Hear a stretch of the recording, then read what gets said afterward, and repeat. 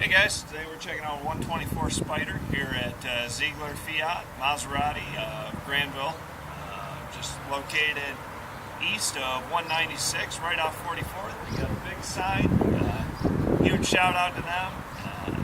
Feel free to browse their inventory, linked in the description below. So let's get to looking at the car. What is up, guys? Today we're going to be taking a look at the Fiat 124 Spider here. Some basic info on this vehicle or specs. You are looking at 160 horse with 184 foot-pounds of torque. It is a 1.4 liter turbocharged engine, believe it or not, and it is rear-wheel drive. Some other information: this is offered in a 6-speed manual transmission or automatic with a shift selector. Right now we're just doing a basic walk around of the vehicle. As you can tell, it's a nice paint finish and everything to that extent. It's fabulous. Real great, clean looking car. And now, from the exterior, we're going to jump into the interior. So getting in and out of the vehicle really isn't too terrible for me. Once I'm in though, again, the seat is all the way forward, and so there's a little bit of issues there. I'm actually used to getting in and out of a tough vehicle with the Elise, so for me it poses no difficulties. Tony, he was having a little bit of issues. Let's cut to him getting in and out of it. Alright, this is me getting to the vehicle. For me, it's pretty easy. I ride in a relatively low car, so it's nice here. But when I swing out, I'm not used to getting, there's really, for me in my car, I have on my seat right here, a rest. But I feel like if I pull myself out, I can hit myself right here. The only place to rest your arm, to get your forearm out, is to like kind of lean and push out. I kind of feel like I'm about to fall over. So here we are inside the 124 Spider. You see a lot of hand controls right on the steering wheel. You've got your dials on the center. A few more knobs on the center we'll get to later of what all of that does. This specific model is $28,635 and is spec'd with the tech package.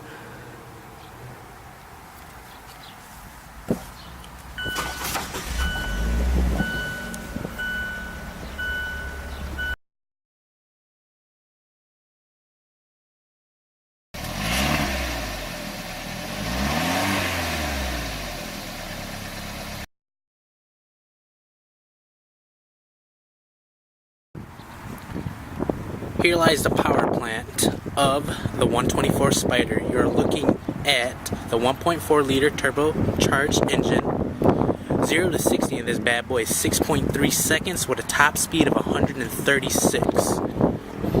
I had to say that's pretty impeccable for only a 1.4 liter motor. The engine bay is pretty immaculately clean.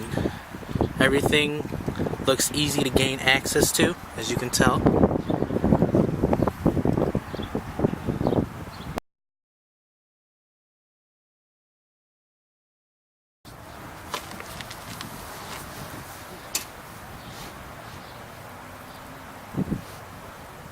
I like it.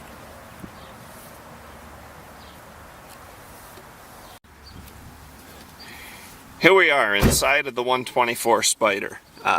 It's kind of a known fact that I'm not the shortest guy and Tony's not the smallest guy. He's fitting comfortably in the driver's seat.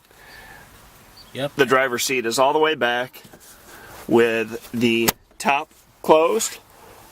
He's got headroom. His hair's a little spiky, so that's kind of, whatever for him. Me, if I were to sit up in this, I have no headroom.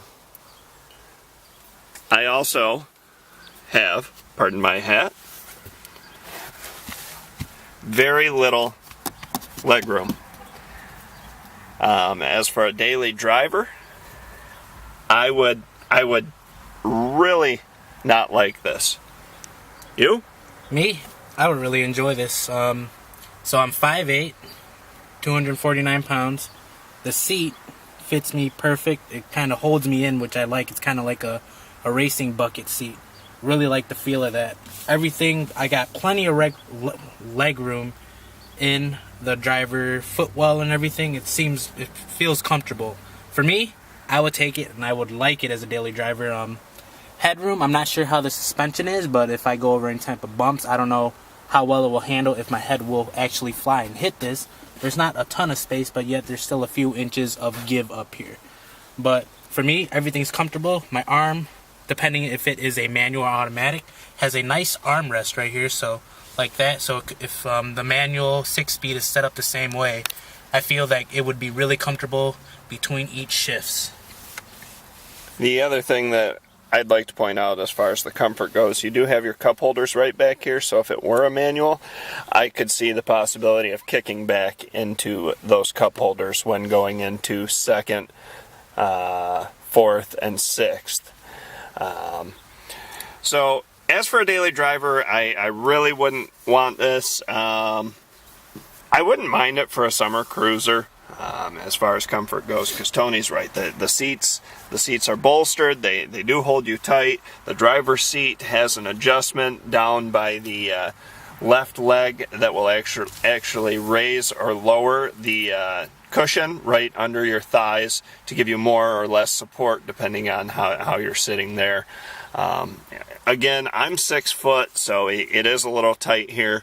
And then, as he mentioned, the roof space. Now, this isn't a car that you're going to be driving typically on a rainy day. So, a lot of times you're going to have the roof off, so it's not really going to matter as far as not having space back there or up there. Another great feature that I haven't seen in any cars with a top like this is that there's no electronics involved. This top lifts with ease. There's no electronic components that you got to worry about failing. This is a summer car, what Eric said. You usually don't typically drive these in the winter. With other cars that have tops like that are electronic, shocks will freeze while sitting in the garage or in storage unless you have a climate controlled area, which a lot of people don't find it feasible. But in this case, with the way that everything is set up, the eases of lifting up that top is pretty much just lifting this latch, which shoots it up. You grab a hold of it, right where the grooves are cut out, take it, slide it right on in, pull this down, and it latches. But like Eric said earlier, this is a summer car. You're typically not going to have this on, so the headroom factor doesn't really equate into the problem. The other thing that does need to be noted are the sun visors that pretty much eliminate your visibility. These are not going to be, the camera's right in front of my face right now. You can see that it takes up a good chunk of the windshield when that goes down. I know we had seen the soft top come up while we were in the car, but this is it while we're on the outside. Just pops right up. And as Tony said, there's no electrics to this. It all just comes up in one easy motion, and then you had seen us latch it from the inside. Same thing with pulling it down, is goes right in and locks into place. Easy, easy, easy. While we're on the subject of comfort, we're going to get into storage as well. This trunk, now I don't have any carry-ons with me, but I would wager that this is just going to barely fit 2 carry-ons and a woman's purse maybe down in the divot here. So you're not going to fit much back there. You could make a small trip to the grocery store here and get most of it in there. If you're not carrying a passenger, you can toss some up in the passenger seat as well.